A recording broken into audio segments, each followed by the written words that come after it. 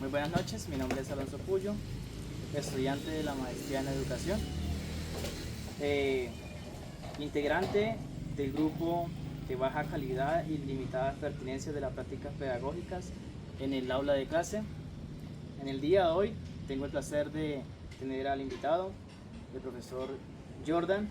El profesor Jordan cuenta con una experiencia de aproximadamente 3 años en los niveles de educación básica primaria, básica secundaria, y también ha tenido la oportunidad de enseñar a personas ya adultas, tipo 30, 40, 50 años de edad. Previamente le he dado a conocer el formato de consentimiento para que lo lea, ya lo leyó, está ya previamente diligenciado, si quiere lo puede mostrar, ya está diligenciado, en el cual se pide el permiso para que sea grabado, para que podamos tener su imagen, su voz, solamente para eh, razones académicas y razones investigativas. No siendo más, Jordan, bienvenido. Y comencemos, ya hice la introducción suya de la experiencia que tienen estos 3 años. Ha tenido la fortuna de estar con niños, de estar con jóvenes, de estar con adultos. Y quisiera preguntarle inicialmente cuál de esos niveles usted se siente más cómodo enseñando. Alonso, muchas gracias por la invitación. Espero que esta entrevista sea muy amena, llena de conocimientos también en nuestro campo, la pedagogía y la enseñanza. Bueno, yo enfocado en la lengua extranjera, en la enseñanza del inglés, cuando me haces esa pregunta me pones contra las cuerdas, porque yo te podría decir que cada nivel, cada grupo de estudiantes tiene sus ventajas y desventajas. Los adultos, tal vez la desventaja que tengan ellos es ya su forma de aprender. Sí, para ellos el proceso es más lento. Necesitan de repetición y enfatizar muchísimo los temas, más porque es una lengua extranjera, más porque es algo muy extraño para ellos. Pero en ellos está la ventaja de el querer aprender, Compromiso. el compromiso. Es demasiado en ellos. En los niños, en cambio, en primaria es todo lo contrario, ¿no? Su capacidad de aprendizaje es la más veloz, pero su compromiso y su interés es muy bajo. Y ya en la secundaria, con los adolescentes, ellos no saben si estar allá o acá. Uno que otro tiene un compromiso bien arraigado para los estudios, otros son como, no, ya están cansados del estudio. Y eso hace que su proceso de aprendizaje o se retrase o avance. Entonces, si yo te pudiera decir, en cuanto a nivel ya relacionado con la lengua extranjera, es el inicial, el elementary, porque en ellos se despierta esa chispa de reconocer algo nuevo. En ellos está ese interés de, independientemente de la edad, se asombran y uno ve sus caras de asombro, sus caras de interés por aprender eso que antes no conocían, que está en otra lengua, y para ellos es como que eso es de otro mundo. Entonces, en cuanto a niveles, yo prefiero tomarlo desde la lengua extranjera, el primer nivel, el elemental, el elementary, y es por esa razón. Pero en ese caso, ¿con niños o puede ser un elementary ya adulto? Uf, excelente. Yo iría con niños. Con niños. Con niños, sí. Con niños por la razón de que con ellos tú eres más libre de llevar cualquier dinámica, cualquier actividad, una canción, un baile, una coreografía, pongamos, un juego. Con los adultos, como ya están adultos, entonces creen que como ya por el hecho de ser adultos no pueden jugar. Entonces es más complejo, como que son más tímidos al momento de participar. pero los niños son más sueltos. Entonces por eso prefiero los niños. Perfecto, Jordan. Qué bien, cada profesor tiene como tal su población en la cual se siente más cómodo. Sin embargo, lo que, lo que se puede ver es que, pues a pesar de que cada uno tenga su población, de igual uno debe que defenderse en todos los grupos, ¿verdad? Tanto grandes como pequeños. Al momento de que, en el cual usted enseña, en el cual usted está dentro del aula, cada profesor también tiene su chispa, su personalidad, su forma como tal de enseñar y su objetivo en clase. Es por eso que muchos estudiantes dicen, mira, allí va el profe que es buena gente, que es amigable, mira, allí va el profe que me hace pensar más allá de simplemente el tema, me hace despertar ese pensamiento crítico, mira, aquí va el profe en las cuales sus clases son bastante reflexivas, mira, aquí va el profe en el cual yo siento una cercanía mayor, yo le puedo contar más cosas, yo le puedo entrar en confianza y aprender de una forma más tranquila. Entonces, de todos los modelos que hay de profesores, ¿con cuál usted piensa que se siente más alineado? Es una interesante pregunta porque, como tú dices, es lo que se ve día a día. Los estudiantes llegan a ti con comentarios de otro profesor y tal vez no lo hacen con mala intención, pero en ocasiones sí están esperando es que tú piensas de ese profesor. Quieren saber si tú piensas igual que ellos. Yo lo que digo es, chicos, cada profesor tiene su esencia, cada profesor tiene su chispa, como dijiste. En mi caso, yo tengo un lema y mi lema es aprender sonriendo, aprender riendo, aprender jugando.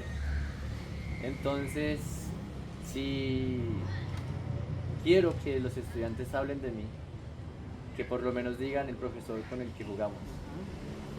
Porque en realidad de eso se trata el aprendizaje y en específico el aprendizaje significativo. Se habla mucho de ello, pero se hace poco, se hace muy poco. Porque aunque estamos ya en una época en la que todo está en avance, de incluso el aprendizaje, vemos que las aulas son las mismas de hace 50 años. Salón, un tablero y sillas.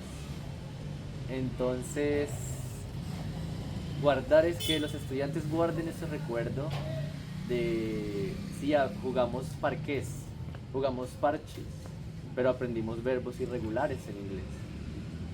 Que jugamos escaleras y serpientes, pero conocimos de la vida de los demás estudiantes, haciéndole preguntas en inglés, poniéndoles penitencias también en inglés.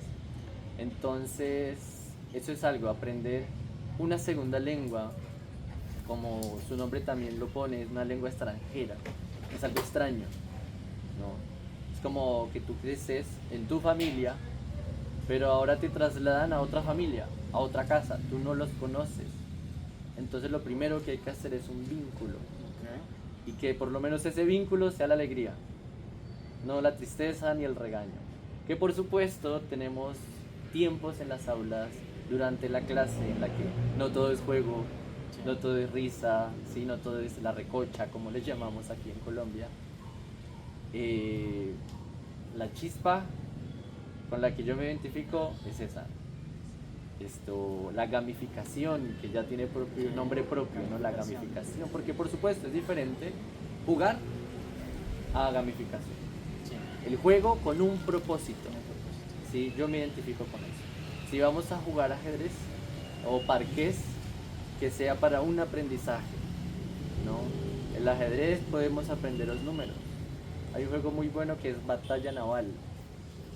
La batalla naval tú la puedes utilizar con números, con letras, con verbos, con diferentes tiempos verbales, con preguntas y respuestas, ¿no? Hablando en la lengua extranjera. Y es este juego en que tú estás muy atento de que no derriben tus barcos, pero también estás atento a derribar el de tu oponente. Pero en ese cerebro, en la activación del cerebro, está el uso del idioma extranjero. Entonces hay un vínculo tanto con el estudiante en sí como con el idioma. Entonces eso es lo maravilloso de los juegos, me encanta mucho. En ocasiones me gusta de hecho no repetir los juegos y si se repite con más dificultad. Entonces esa es mi chispa, es una muy buena pregunta y te agradezco por eso. Perfecto. Cuando tú hablas de gamificación, hay muchos juegos, ¿verdad? ¿Cuál considera que usted son los favoritos suyos, los que ustedes más usan en el día a día?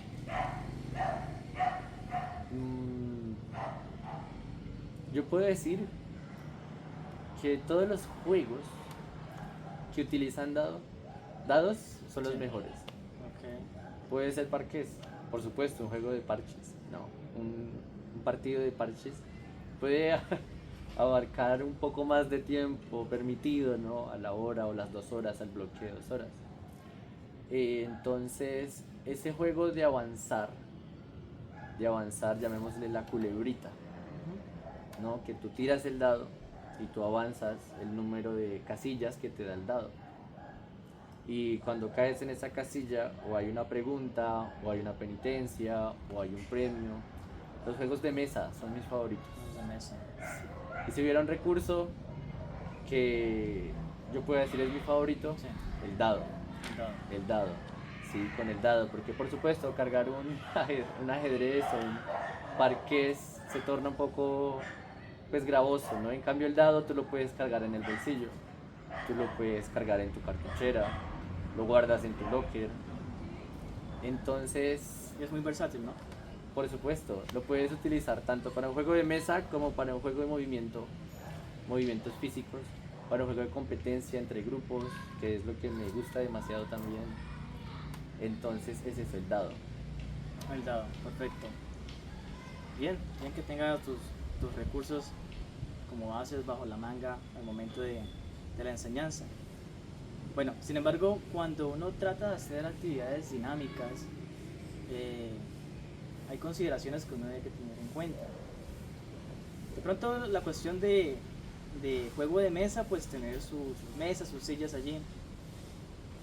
Pero cuando la actividad requiere de un movimiento, hay limitaciones como el espacio. Cuando usted se encuentra bajo el problema de que quiere hacer una actividad dinámica de movimiento, pero no tiene el espacio, ¿qué estrategia? ¿Qué hace ahí? Es una pregunta, cada pregunta que me haces es más interesante aún, ¿no? Hace un momento decía que la tecnología, ¿no? Ha avanzado y pues por supuesto que la educación no se quede atrás, debe estar a la par o por lo menos utilizar la tecnología que tenemos, pero que las aulas siguen siendo las mismas, un salón, Tablero. un tablero, unas sillas mirando al tablero, ¿no? Eso hace muy complejo, sobre todo en los colegios, sea públicos o privados, hacer alguna que otra dinámica que implique movimiento, que implique competencia entre grupos. Entonces, ese obstáculo es posible que se supere con la ayuda de los estudiantes, ¿no? En ocasiones hay colegios en el que los pupitres son mesas para dos, los Sí. escritorios son mesas para dos.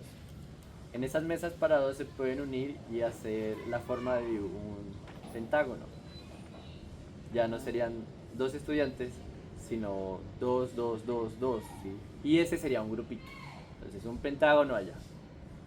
Haríamos otro grupito, así no alcances, puede ser un triángulo, 3 mesas allá. Entonces ya es como repartirnos el espacio para poder realizar la dinámica. En ocasiones, y recuerdo muy bien, un colegio en el que trabajé, grado segundo, 25 estudiantes. No contábamos con mesa para dos, sino pupitres. Y en realidad desde la puerta de entrada al salón hasta aquí, este espacio libre Sí. tú tenías, y aquí atrás está el tablero, tú escribías así. Uy, Entonces ahí es complejo, ahí es muy complejo. Sin embargo, los estudiantes ayudan para que bien puntitos se hagan a un lado como grupo. O ya la definitiva sí o sí es salir del salón. Es salir del salón, por supuesto dándole las pautas, diciéndole para qué es la salida, pues por lo que son niños, son estudiantes. claro. Muchas veces salimos para jugar, salimos a recreo, salimos a hacer desorden. Pero no, pues antes de sacarlos del salón, decirles las pautas, el propósito de la salida, lo que deben de hacer y siempre pedirles un producto al volver al salón. Que al entrar al salón el estudiante sabe, tengo que presentarle algo al profesor. Sí, entonces una actividad de exploración, una actividad en la que tú vas a un salón, sea de grado segundo, tú eres de grado segundo, vas a quinto y preguntas algo en el idioma extranjero, o a los directivos o a los otros profesores. Sí, el estudiante debe sí o sí llegar con un producto en el caso de que salga del salón, que es también una posibilidad muy buena para actividades y pues por supuesto para salir de la rutina, ¿no? Los estudiantes tienen más de 6 horas en el día de clase, Sí, tienen 2 contigo y todo el día han estado Ujú. en el salón. Totalmente. Entonces eso Tiende a ser un poquito aburrido, un poquito monótono, entonces sí que hace falta esos espacios lúdicos, espacios significativos. Eh, Seguimos con las barreras, entonces barrera de espacio, pero ahora vamos con barrera de, barrera de contenido con nivel del estudiante, es decir, yo cuando estoy enseñando en un colegio, en un instituto, me entregan a mí un plan de estudio, un plan en el cual yo debo de enseñar de acuerdo al nivel que esté la clase. Pero es bastante común encontrarse uno en las aulas en que llega el estudiante, el típico estudiante que se toca el tema, cualquier verbo to be, lo que sea, yo ya me lo sé, dice el estudiante. Entonces, ese estudiante prácticamente lo que nosotros podemos observar es que si se continúa de una manera normal la clase con ese estudiante, para él va a ser una pérdida de tiempo porque ya ha visto ese tema anteriormente y ya lo maneja. Pero también se encuentra uno que llega al estudiante que a pesar de que esté en el nivel, no ha tenido esa trayectoria o no está sólido para abordar esa temática. Cuando usted se encuentra a ese tipo de estudiantes, ya sea el que no está tan preparado o el que está sobrado, como se dice, ¿cómo usted afronta esas cargas? es algo muy complejo porque es difícil de manejar en un colegio, en un grado donde tú tienes 20, 25, 30 estudiantes. Y de hecho tú podrías decir en los institutos de idiomas podría ser más fácil, Claro. pero la complejidad sigue estando, porque aunque no tienes 30 estudiantes, tienes 10, tienes 5, tienes 2, tienes 3, la complejidad está allí, ¿no? El estudiante que ya sabe y dice, no, pues ya vi ese tema, lo voy a repetir, me ha pasado demasiado. El estudiante que no sabe, profe, no entiendo, él sí sabe, él ya vio ese tema, porque yo no, me ha pasado demasiado también. Entonces lo que yo hago es, independientemente del tema, es ir al propósito, al origen, a la explicación, al conocimiento en realidad del tema. Entonces yo te digo a ti, verbo to be. Todos ya saben qué es el verbo to be. De hecho, muchos estudiantes me dicen, profe, lo único que vi en el colegio fue el verbo to be. Sí, sí. Y yo respondería, pues genial, o sea, si solo viste verbo to be, quiere decir que tienes un nivel de inglés muy perfecto. Porque en realidad el verbo to be está en todo el inglés, Sí, es el verbo más en utilizado. todos los niveles, exacto. Pero entonces lo que yo voy es, vale, ¿por qué necesitamos del verbo to be? ¿Por qué lo usamos en español? ¿Por qué necesitamos usarlo en otra lengua? Cuando yo utilizo el verbo to be, ¿qué estoy requiriendo de otra persona? ¿Qué estoy diciendo de mí mismo? Y ahí es cuando el estudiante se le abre la chispa, se le abre la mente en realidad, tanto el que ya está sobrado, porque, vale, yo me lo sé, me lo aprendí, lo puedo repetir, lo tengo de memoria, sé rellenar, pero ese estudiante nunca se ha cuestionado por qué se utiliza. Claro. Y el que le queda muy difícil, pues ahora se le facilita, porque ya lo que va a aprender o lo que se le ha dificultado, entiende por qué se le ha dificultado. ¿No? Que el verbo to be, cuando lo utilizamos, queremos hablar de la esencia de la persona, del ser, pero también de donde se encuentra ahora mismo. Entonces, claro, al estudiante se le abre esa curiosidad. Y el verbo to be me encanta porque siempre lo comienzo enseñando con las 3 personas que están presentes en una conversación. Y yo le digo a los estudiantes, ¿sabían que siempre hay 3 personas presentes en una conversación? Y ellos como que no, profe, a veces solo estoy con un amigo y ya, no hay un tercer amigo. Y yo, fíjate, la primera persona es la que comienza a hablar. ¿Quién es ese? El yo, el I o el plural, el we. La segunda persona es la que escucha, ¿no? Si yo hablo, otro me escucha. Ese es el you. Y la tercera persona, si ya tenemos el que habla y el que escucha, la tercera persona ya se va a referir es de quién se está hablando. Y ese de quién está hablando, de quién se está hablando, no se va a limitar solamente a un ser humano. No, porque en inglés tenemos she, he, it y they. Y ya el estudiante comprende, ok, de razón hay tantos pronombres sujetos, pronombres personales. Ahora sé para qué los utilizo. Y cada pronombre tiene su verbo to be.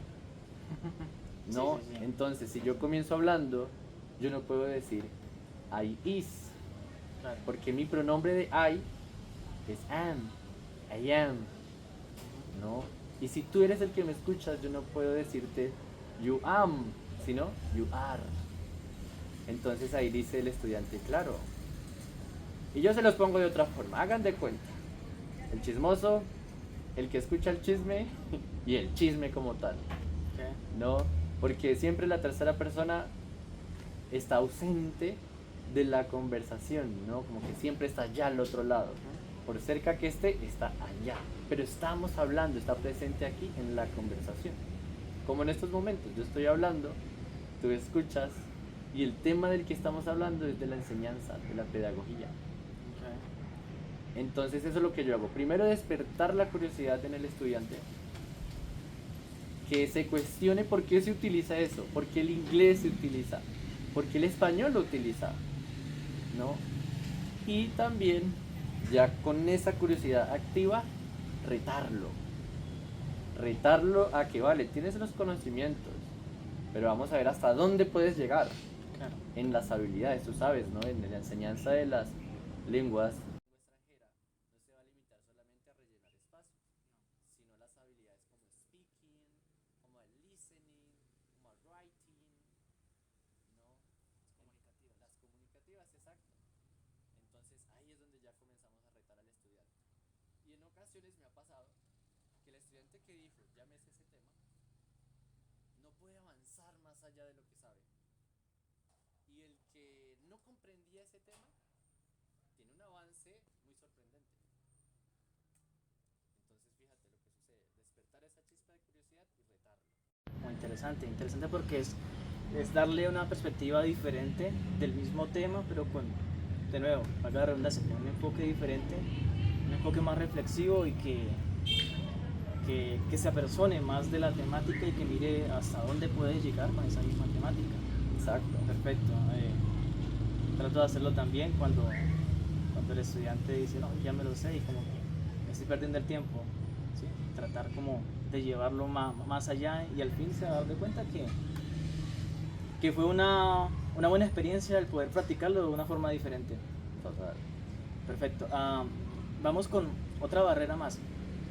Bueno, entonces vamos hablando de la barrera del espacio, hablando de pronto de la barrera del nivel, relación, la temática y finalmente hablemos de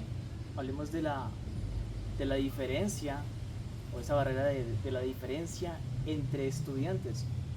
Porque bueno, una cosa es cómo un estudiante aborda una temática, con qué grado de dificultad, pero la otra es qué hago cuando yo me encuentro a un grupo de estudiantes en los cuales se mira de que es bastante dispar el conocimiento la solidez que tienen en la temática, en el idioma en su caso. ¿Qué hago yo cuando tengo un estudiante que es muy bueno y que otro no es tanto, que le falta bastante? ¿Qué se hace en esos casos? ¿O cómo usted lo ha abordado?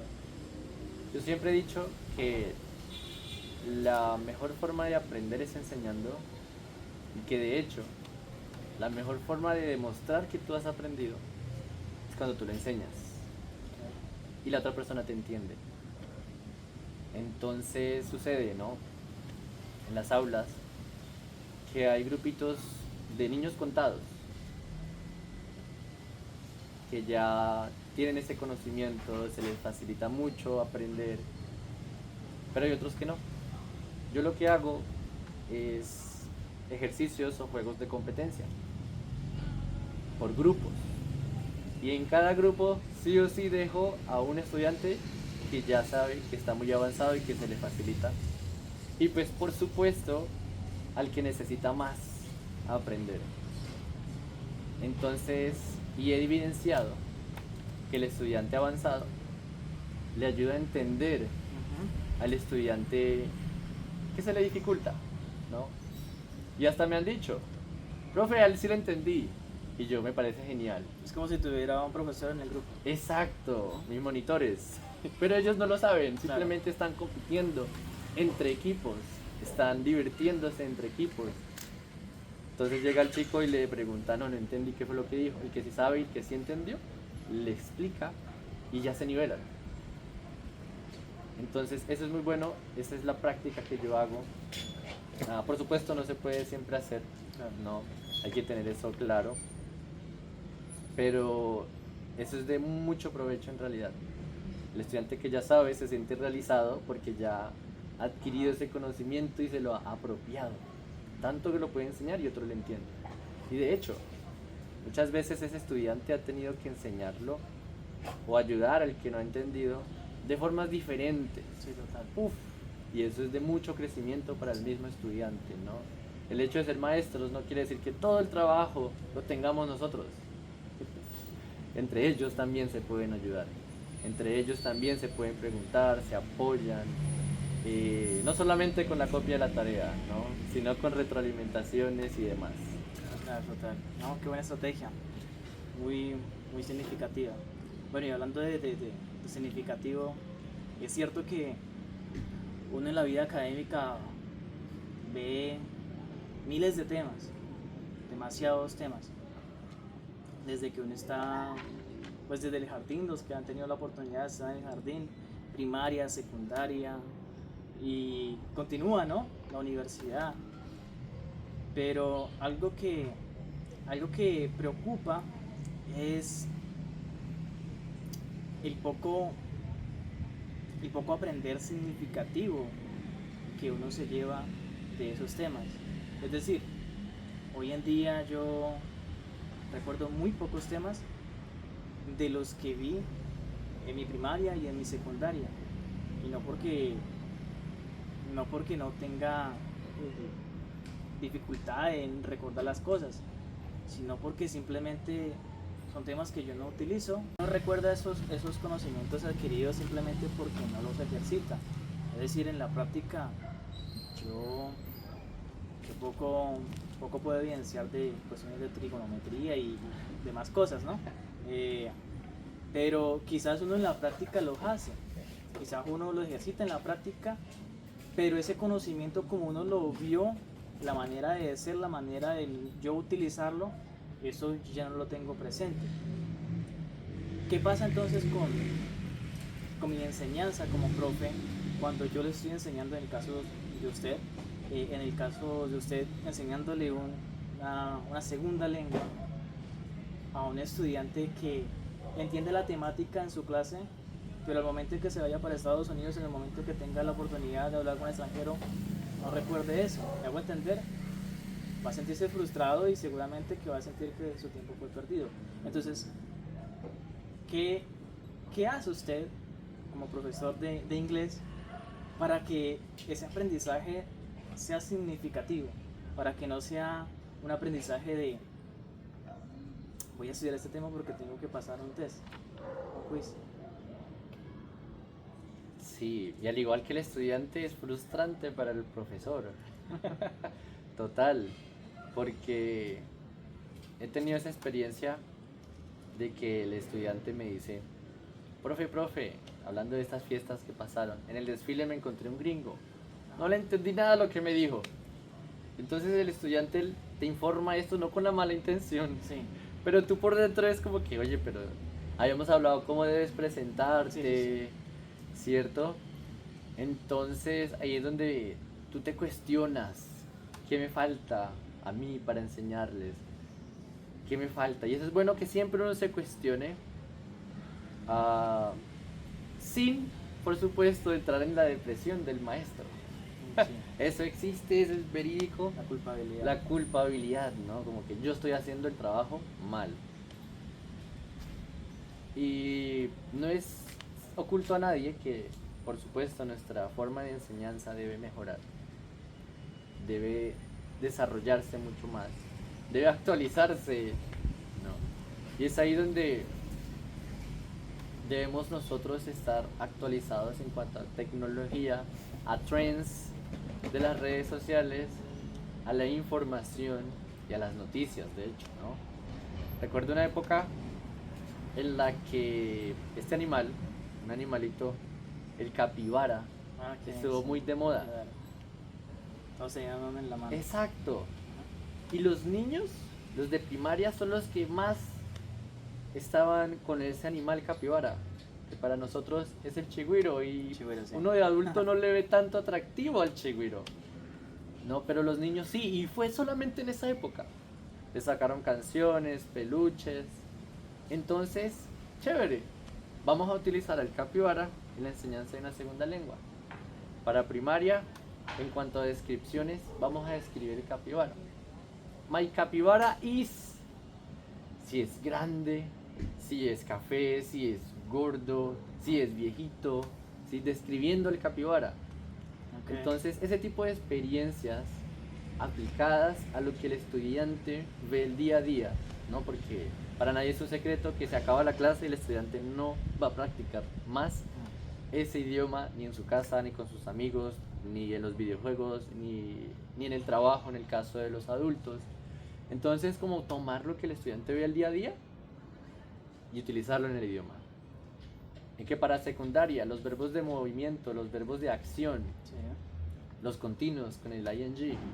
El capibara, ¿qué está haciendo? El capibara is running. El capibara is eating, ¿no? Entonces el capibara.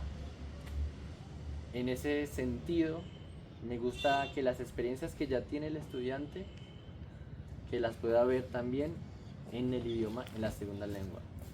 Generalmente, por lo que tú me decías, cuando salen del colegio, salen de la universidad o se van a otro país, ya o se olvidan, o tal vez el miedo, ¿no? El bloqueo en ellos afecta.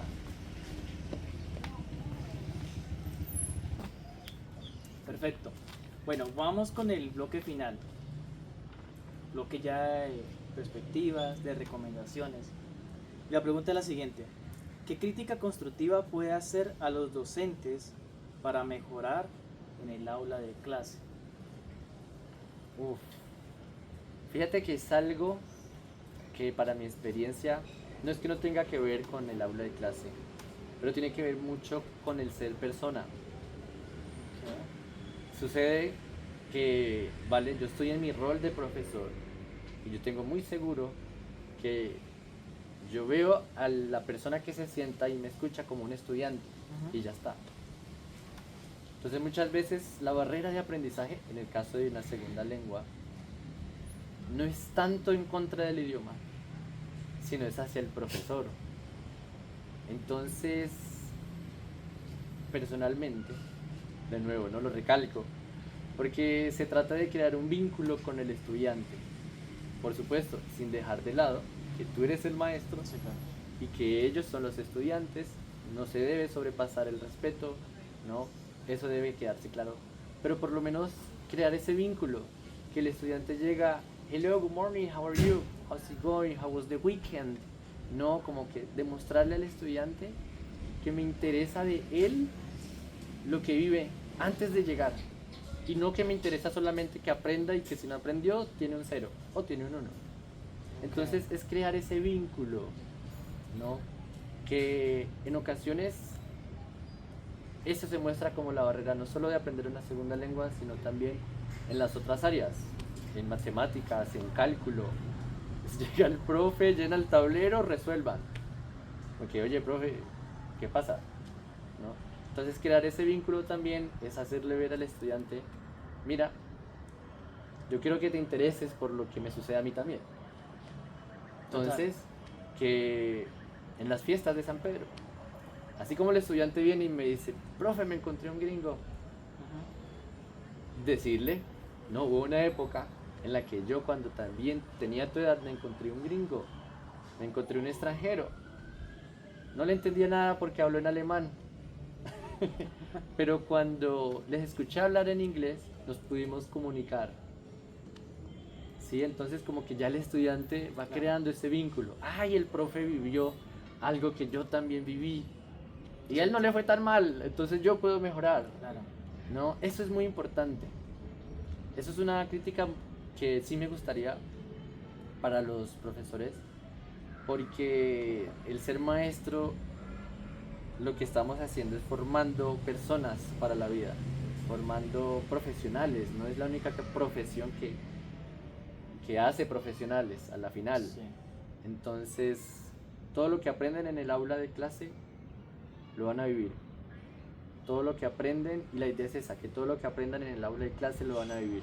Y si yo le enseño a mi estudiante que con quien se relacione o las relaciones interpersonales que tengan no está involucrado el vínculo, entonces yo no estoy enseñando a mi estudiante a ser persona. La empatía, ¿no? Que en el recreo, que en el descanso ellos puedan ver, se cayó,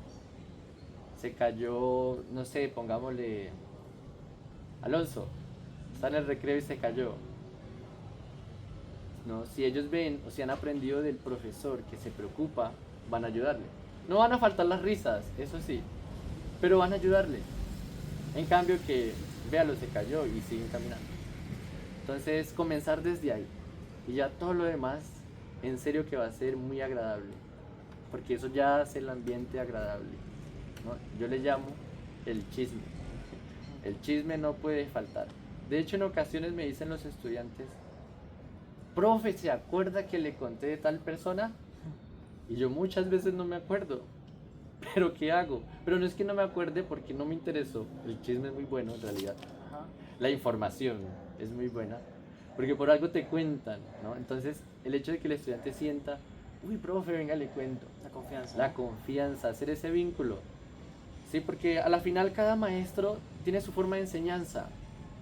Tiene su forma de enseñanza. Y al día de hoy ya conocemos, ¿no? La enseñanza a la antigua, que la mayoría, si no todos, los maestros están dejándola a un lado, ¿no? La enseñanza a la antigua, rellena el libro, presente el examen y pasó.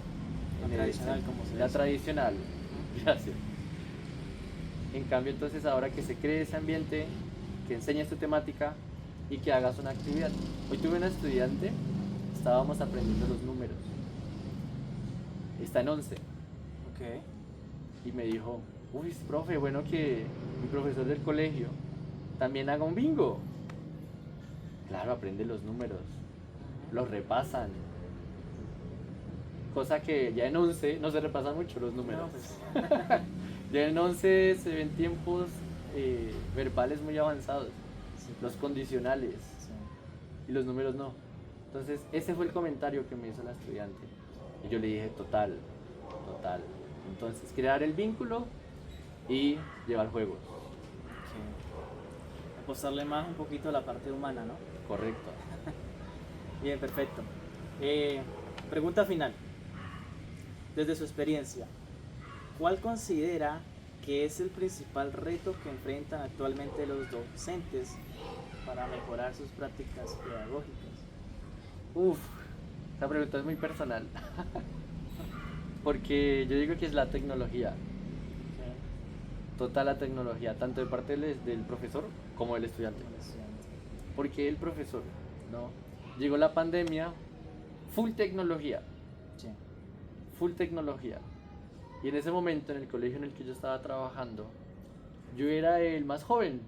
El más actualizado. Exacto. Entonces, por lo menos yo podía usar Zoom. Pero para ya las herramientas como Quizzes, como ya Kahoot, gracias, como otras herramientas de videollamada, que no era solo el Zoom, se me facilitó en realidad. Y pues yo le expliqué a los demás profesores. Porque lo otro es que eran el colegio de primaria, la época de primaria, entonces fue complejo tener 20, 25 estudiantes activos un bloque de 2 horas mirando a ti, a la pantalla de sus celulares, mientras allá en la casa estaban haciendo ruido, no los otros hermanitos en otra clase también. Entonces fue muy complejo y desde ahí la tecnología ha tomado un avance que nosotros nos hemos quedado, o por lo menos yo me he quedado. ¿Qué sucede? La otra vez intenté hacer una presentación en Canva y me salió un video. Yo estaba seguro que era una presentación tal como yo utilizaba el PowerPoint o como todavía lo utilizo, con cambios, con movimientos. Cuando el momento de la verdad se la fui a presentar a los estudiantes, era un video de 30 segundos. Okay. Y yo, no pues, pasaba rapidísimo. Entonces, ¿qué hice? El video lo iba pausando. ¿A qué me encuentro con eso? Que mayor reto, la tecnología. Debemos estar actualizados. No, la tecnología no es un enemigo, sino que debemos usar, como se llaman, ¿no? Herramientas. Herramientas para el salón. De parte del profesor, ¿no? Estar actualizado al avance tecnológico y pues implementarlo en las aulas. Porque pues es lo que los estudiantes viven al día a día. Y por otro lado, de parte del estudiante, es el uso responsable de esa tecnología. Los celulares, para nadie es un secreto, ya al día de hoy, ni en colegio público, ni en privado, ni en institutos, en realidad. Tú puedes decirle al estudiante guarde el teléfono, no se lo puedes decomisar. Y ni modo de decirle déjenlo en casa porque los padres se comunican con ellos o si necesitan, ¿cierto? Sería entonces también implementarlo, pero hacerlos conscientes a los estudiantes del uso responsable de esa tecnología. El celular no es para estar chateando mientras el profesor explica. Y muchas veces uno llega a pensar, es su tiempo, es su clase, esto es para ustedes, yo ya me lo sé, ¿no? Porque tenemos esos momentos de, pongámosle, cansancio. Pero debemos recordar es eso, que la tecnología no es un enemigo. ¿Qué hago yo? Están usando mucho el celular. Primaria. En quinto de primaria, en cuarto están usando los celulares. ¿Qué hago yo? No solo un Kahoot. Vamos a poner juegos de competencia. Grupos. A veces mujeres contra hombres. A veces mixtos. Y a competir. Entonces hay un juego, hay plataformas en realidad en la que lo permiten. Estos juegos online que si tienen internet, bien, si no todos tienen internet, el que tiene datos, ese representa al grupo. Entonces implementarlo en el aula. Por otro lado está como las pautas del colegio, ¿no? El manual de convivencia, sus reglas, Sí, ¿no? Pueden pasar los directivos y qué hacen jugando con los celulares. Sí, claro.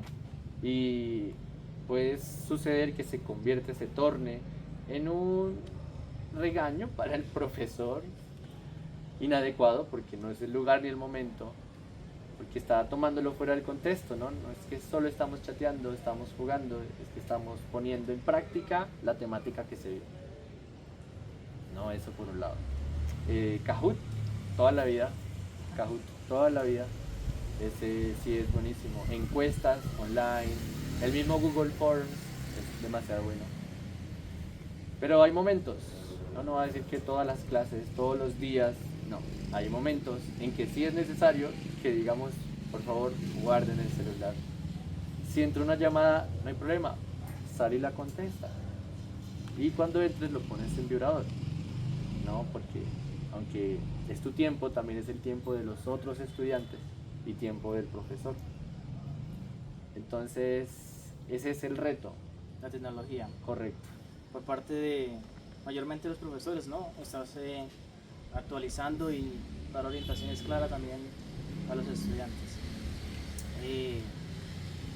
Ya se nos acaba el tiempo y muchas gracias por estar aquí presente, por compartirnos su experiencia, por darnos también como ese feedback, esa retroalimentación que tanto necesitamos los docentes para tener en cuenta, porque bien dijo usted, a veces uno quiere como tirar la toalla, como que no colocan cuidado, como que lo que estoy haciendo es inútil, como que abandonar todo, pero no, simplemente son cosas que uno debe de afrontar, de abordar en el camino y no perder el horizonte para el cual uno ha sido preparado, que es para formar personas, ¿no? Personas íntegras. Por supuesto. Sí, perfecto. Muchas gracias por la entrevista. No, muchas gracias por la invitación. Nos estamos viendo por ahí. Hasta luego, que esté muy bien.